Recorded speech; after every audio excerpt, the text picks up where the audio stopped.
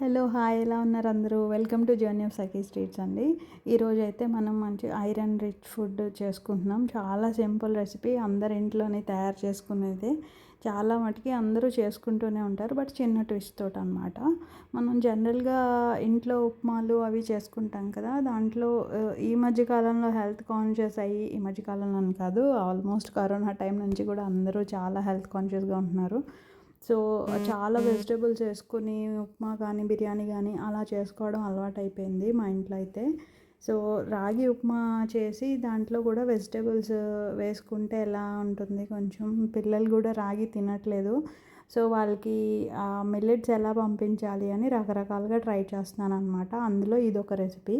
ఈ రెసిపీని అయితే మనం 3 టైమ్ మీల్స్లో ఎప్పుడైనా యూస్ చేసుకోవచ్చు. లైక్ మార్నింగ్ బ్రేక్ఫాస్ట్లో కానీ, లంచ్లో కానీ, డిన్నర్లో కానీ చాలా బాగుంటుంది. ఫిల్లింగ్గా ఉంటుంది. At the same time diet friendly కూడా. డైట్ చేసే వాళ్ళు కూడా హ్యాపీగా చేసుకుని తినొచ్చు ఇన్ ఎనీ మీల్ టైంలోనమాట.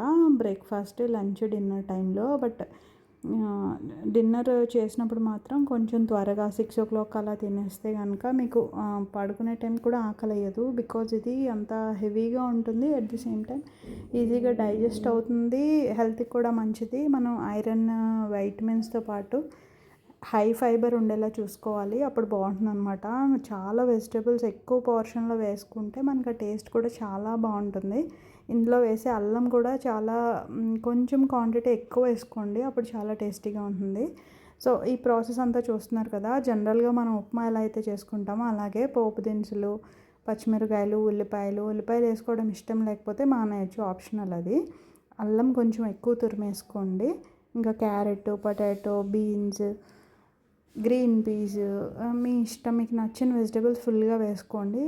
క్యాప్సికమ్, ఇట్లా చాయిస్ మీద అనమాట. వేసుకొని మంచిగా ఇట్లా నేను 2 స్పూన్స్ సూజీ, 2 స్పూన్స్ రాగి పిండి తీసుకున్నాను. మొలకెత్తిన రాగుల్ని రోస్ట్ చేసిన పిండి ఉంటుంది, మన్నా మిక్స్ అని, మన్నా బ్రాండ్లో రోస్టెడ్ రాగి ఫ్లవర్ అని ఉంటుంది, స్ప్రౌటెడ్ రోస్టెడ్ రాగి ఫ్లవర్ ఉంటుంది. అదైతే నేను యూజ్ చేస్తున్నాను. చాలా మంచి కమ్మగా ఉంటుంది. సింపుల్గా జావలా పెట్టుకున్నా కూడా చాలా బాగుంటుంది. నేను దీంతో సూప్ అట్లా కూడా చేసుకుంటాం, చాలా బాగుంటుంది. ఈవినింగ్ టైంలో లైట్ డిన్నర్ లాగా చాలా బాగుంటుంది అనమాట. రైనీ సీజన్లో అయితే మంచిగా అల్లం అది ఎక్కువ వేసుకుని, వెజిటేబుల్స్ ఎక్కువ వేసుకుని ఆ రాగి సూప్ చేస్తే కూడా బాగుంటుంది. ఇంకొక వీడియోలో నేను చూపిస్తాను. సో ఇదైతే ఉప్మాకి మనం పోపులు, వెజిటేబుల్స్ అన్నీ వేసుకున్నాం కదా, కొంచెం ఆయిల్ తీసుకున్నానండి. దాంట్లోనే మంచిగా మగ్గించుకోవాలి. ఆయిల్లో మంచిగా వేగి మగ్గిపోయి ఆయిల్ రిలీజ్ చేయాలి. మనం 2 స్పూన్స్ వేసినా కూడా ఆయిల్ రిలీజ్ చేసేలాగా మనం మంచిగా కదుపుతూ మగ్గించుకోవాలన్నమాట.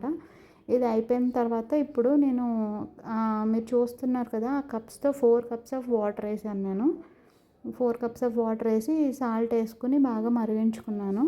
1-2 బాయిల్స్ మంచిగా వచ్చిన తర్వాత కొంచెం రాగి పిండి, 2 స్పూన్స్ రాగి పిండిలో ఒక 3-4 స్పూన్స్ వాటర్ వేసుకుని దాన్ని పల్చగా స్లరీ లాగా కలుపుకోవాలి. సో దట్ ఉండలు కట్టకుండా ఉంటుందన్నమాట. అది కలిపేసి పెట్టుకున్నాను.